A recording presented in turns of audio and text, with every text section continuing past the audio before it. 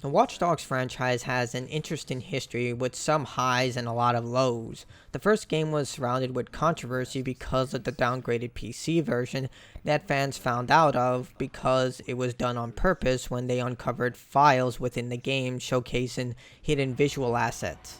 The actual title had some cool concepts of hacking into secure areas and uncovering dark secrets, but was surrounded with repetitive missions and the lack of any meaningful rewards, along with an uninteresting story that didn't really have a profound conclusion. Watch Dogs 2, on the other hand, was a massive step in the right direction.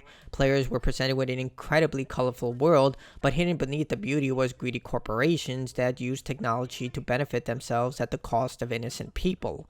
Unlike Aiden Pierce, who was a bland interpretation of a greedy renegade, Watch Dogs 2 featured a diverse cast of people, each with their own motives for committing cybercriminal acts. DedSec used the same methods as Aiden did to save people from being constantly used and surveyed.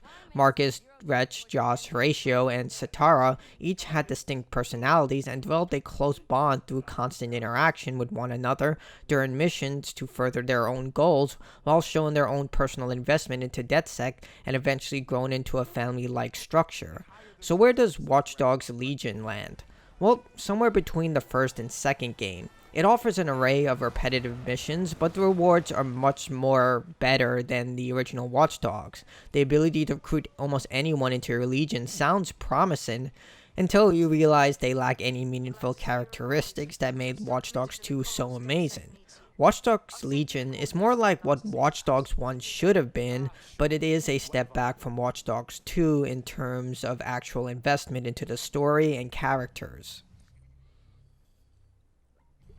Watch Dogs Legion takes place after Watch Dogs 2 in London. This sector of DedSec is unfortunately blamed for a horrible atrocity that kills hundreds of people in London and forces the government to take extreme actions. DedSec is accused of committing the terrorist act despite it being caused by another organization called Zero Day. Zero Day then kills all the members of DedSec, and now you play as one of the early recruiters of the revival of DedSec. The game does offer some graphic realities, such as a gang called the Kellys, led by a ruthless woman named Mary Kelly, who uses the Calamity and the game's primary security force, a military group called Albion, to kidnap people, sell them, and even harvest their organs. Albion's leader isn't any much better, as he is operating under the notion that he knows what's best for the people, even if that means taking away their rights or shooting them in the street. All of this power and control is due to their hold on certain technology that allows them to see and control people without any type of regulation or anyone to stop them. All of this power does showcase how technology has run rampant throughout London, and it's your job to try and take down these despots. However, the game's story just doesn't have that same level of camaraderie that Watch Dogs 2 had, where you're developing this strong bond with everyone within DedSec, eventually culminating into this huge epic finale where everyone works together to try and further their goals, or even Watch Dogs 1 where Aiden Pierce is seen finding out why a hitman tracked him down and shot at him, resulting in the death of his niece. But since Watch Dogs Legion doesn't have that level of personal investment with each of these NPCs, since they're random characters you just pick off the street, you never get that profound sense of conclusion that the other two games offered. As a random citizen of London, you can recruit almost anyone. Like previous Watch Dogs games, you get a list of the NPC's profile, but instead of embarrassing secrets, their job, and their income, you get a list of their abilities and their opinion on DedSec. If they hate the organization, you won't be able to recruit them, but you can save their profile if that opinion changes. Each NPC requires a loyalty job before they join. You can then control them once you complete that loyalty job, which then allows you to present them in any cutscene within the game.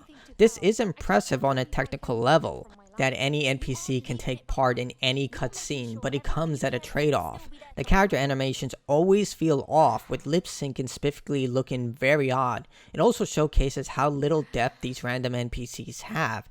As with any custom character, the personality of these NPCs are bland and uneventful. Unlike Marcus, Wrench, or even Aiden Pierce, none of these NPCs are interesting. They're just bland assortments of random assets combined into one. You never get that sense of camaraderie with any of these people because of this, since they always look and feel distant, like office workers working in the same building who occasionally see each other at the water cooler. In Watch Dogs 2, everyone knew each other, cared about one another, depended on one another. You got to know who they were, why they were fighting, and even develop profound exchanges during difficult times, such as when Marcus was doxxed at the end of Watch Dogs 2. Everyone came together to not only help him, but fight on his behalf because they were family. You never get that here. Someone gets captured or killed, and you just find someone else. During my 2 playthroughs of the game, I would usually just stick to 2 or 3 of the operatives. There were only 2 story missions that I recall that require you to recruit a specific type of person, but you can use whoever you want. I never felt that I was at a disadvantage, and despite some NPCs being more capable at certain things, the base level skills and weapons gave enough options that unique skills were unnecessary. It's cool to see your Legion grow and see them wander in the environment, but I just didn't care if they got hurt or died. Just that I lost access to that one person who can call in a drone, but I can always just find someone else who can do that as well. You can play with or without permanent death, which does add to a layer of caution when you take on objectives, but this is optional, so it doesn't really become necessary for you to even care if the characters die, because like I stated, you can just wander the environment, find someone else who has the same set of skills, recruit them, and bingo, that person is now replaceable. This is a Ubisoft game, so you can expect an open world with lots of optional objectives. Thankfully, the amount of these have been reduced compared to other Ubisoft games. Instead of having to perform a task to unlock fast travel points, they're unlocked by simply traveling throughout London. Side objectives are still repetitive as you take out key targets and locate specific objects within an environment, but you can always cheat the system. Enemies will not attack you outside the hostile territory, so you can literally stand outside with a spider bot and just take everyone out of your way. The game does offer a myriad of ways to accomplish your goal, but the easiest usually involves using a drone or spider bot. Once you complete all these side objectives, one final mission is provided for that specific area before you can free up the zone. Unlike Watch Dogs 2, where creative missions were constantly being provided through unique areas or uncovering a cult secret, to name a few, here you're mostly just doing the same thing over and over again. There was one mission where you navigate a microchip using a drone, and it was pretty fun and unique, but there aren't a lot of these.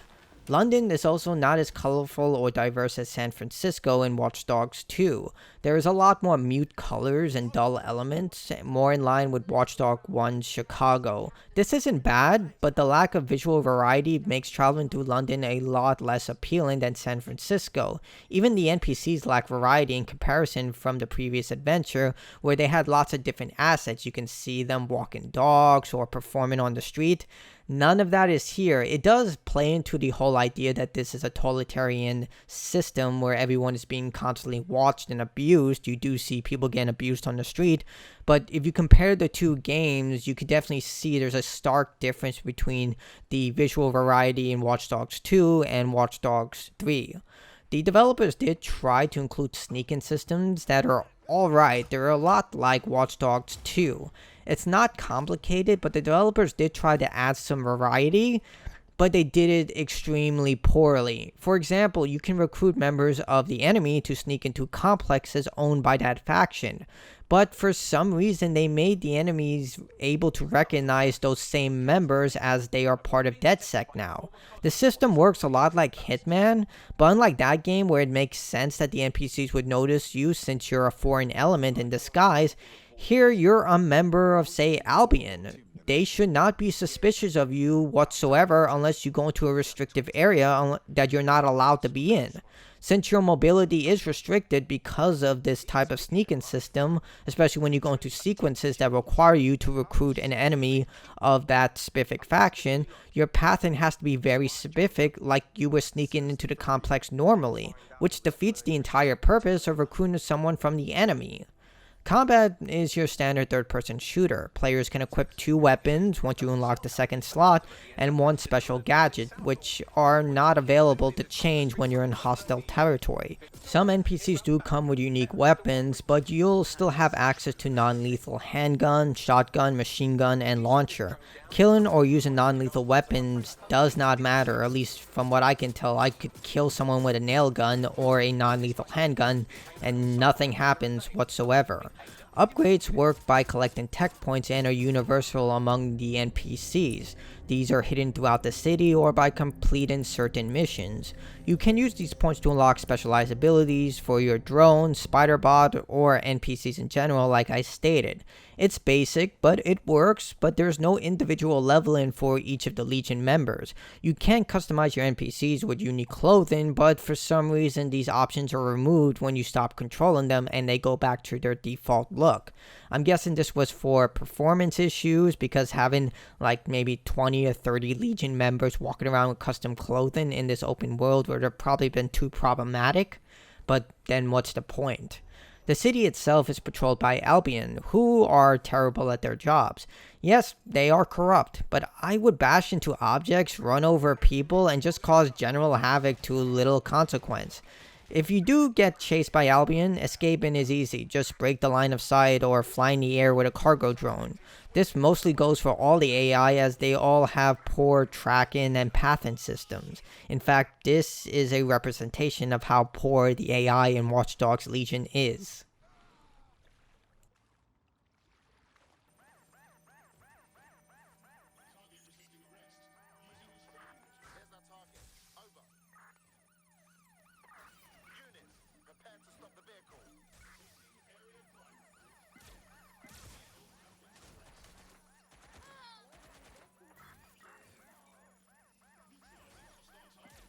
Combat has been refined to add some more layers to it. You can dodge and counterattack. Enemies are a little more smarter as they evade your attacks. It's a basic punch, evade, and counterattack system. It's more in line with For Honor, but they stripped down a lot of mechanics to make it more streamlined. It's definitely a lot more rewarding to take down enemies from behind because it's quicker and much more satisfying. But these techniques don't always work. Yes, combat is there, but I prefer just to take out my gun and shoot the person. I haven't talked about the major feature in the Watch Dogs franchise, which is hacking, and it still plays a major role in the gameplay of Watch Dogs Legion. You'll hack your way through cameras to get an inside look into restrictive areas and into private conversations and people doing some unsavory things, but eventually this does lose its luster. Unlike Watch Dogs 2, which they kept things dynamic with unique missions and cool systems, here it's nothing we haven't done before in the previous games, and it's based on the concepts of Watch Dogs 1, where you just sneak into an area and you don't really play around with the scene. It's more like you just watch people from the camera, which I just found incredibly boring. Gone are the interactive scenes from Watch Dogs 2, or at least heavy interactive scenes where you get to choose between a variety of options and see them play out in different ways. And honestly, after hacking into the city's operating system, the CTOS, multiple times throughout Watch Dogs 1, 2, and 3, you would assume that the city would take heavy precautions against people trying to hack into these systems. But no, these literal operating systems are everywhere, and you can literally insert a key, get access to it, and go nuts. It's extremely bewildering that cities within the Watchdog universe constantly use this system despite having ample evidence showcasing people hacking into the system. Not only the main characters of DedSec or Watch Dogs 1 with Aiden Pierce, but everyone in this world seems to have the ability to hack into the CTOS easily, which is just confusing. There are sometimes some closed-loop circuits, but they're always easy to navigate through by an exposed vent or other options. Hacking works the same way as Watch Dogs 2. You navigate a series of closed-loop circuits until the flow of electricity goes from one end to the next. It's simple, but it's a cool puzzle dynamic that plays with the environment. It's nothing to complain about, and I thoroughly enjoyed it. Since the game's release, Watch Dogs Legion has had multiple patches, including a new 2.0 patch that recently resolved a lot of the game's crashing issues at the time I'm writing this review, which is 1:45 p.m. on November 6, 2020. I experienced a lot of issues when I played the game previously, such as the game locking up when I selected a new operative, the game crashing multiple times, this scene from when I streamed the game when there was an NPC floating in the air and also a car, and a lot of other issues that I didn't record. The electromagnetic pulse should destroy both the server and the drones, so, you know, run! What just happened? The game just crashed. Look at that! I went into the microtransaction store and the game crashed. But perhaps the worst thing about Watchdogs Legion isn't even the glitches, it's the in-game store. Yes, this single-player game, which is going to have multiplayer in December, has an in-game store, so these are the prices for the in-game currency, Watchdog credits, 500 for $5, and so on and so forth. And what can you buy for this? Well, you can buy boosters, which is the in-game currency, in order to buy the cosmetic gear instead of, earning it through in-game. The collectibles map, which showcases where all the collectibles are within the game instead of, playing the game and finding them yourself. Cosmetic bundles, which as far as I can tell, you can't get these within the game. You have to purchase them, which $15 gets you this very cool looking cosmetic gear, but why is it not in the game? Why can't I earn this? Same thing for this. Why can't I earn the Craft of the Shadow? This is a performance enhancing microtransaction because you get this operative, the Viper, who comes with very powerful skills such as a full auto SMG, reduce enemy detection speed, gain ETO during takedowns, and there are other operatives you can buy such as the Lynx, the Leopard. Each of these have very powerful skills, or you could buy them all for about $20 because why not? You already paid $60 for this game, but why not just buy the most powerful operatives right out front? This is disgusting in so many ways. All of this should have been unlockables within the game, but I don't know. I don't understand why this is in this game, but it is.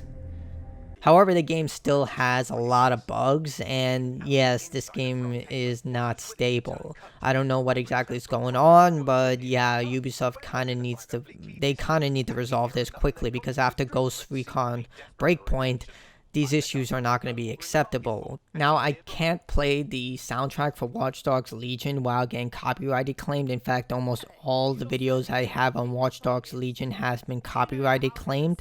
But the musical scores are very good. They're diverse and offer a lot of variety to the gameplay. I especially love the combat tracks. So it does have a great variety of tracks. The problem is that streaming this game is extremely problematic, and you're going to get claimed a lot by various different artists. And while I stated that the lip syncing for the custom characters are very off, the established characters with exact character models do have a better stability to them. Plus, the voice acting in this game is pretty good. I will give it that, even if it does look like the NPCs are just mouthing up and down like, I don't know how to describe it. It's almost comical, but at the same time very disturbing, at least from my perspective. Watch Dogs Legion desperately tries to create a sense of teamwork among your legion, but it simply doesn't have the same level of camaraderie as the previous game. Since these are just accidental NPCs coming together with a collection of randomizing assets, they never feel like a team. Rarely do they work together in large groups, help one another in missions, or build that sense of personal connection that made every member within the core Watch Dogs 2 team have that profound connection. As you head into the 12th restrictive area full of enemies and complete another mission that brings you closer to ending London's nightmare, you'll start to get into this repetitive cycle of collecting and killing things. The story does have some great moments within the antagonists, but these are fleeting and small, especially when you realize that their entire motive is based on basic fears and traumatizing events. I again cannot fathom who the hell Zero Day was trying to convince with their stupid motive. Watch Dogs 2 had a much more solid edifice of why the antagonists were acting the way they did. Here, I honestly don't understand the entire motive of Zero Day. If you do, please leave it in the comments below, because I was utterly confused by that.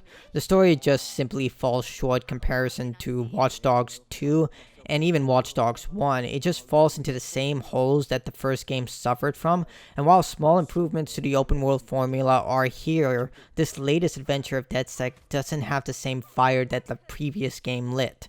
Hopefully in the next installment we'll get the same things that made Watch Dogs 2 such a major success, and Ubisoft will build on those characteristics instead of trying to do something like this.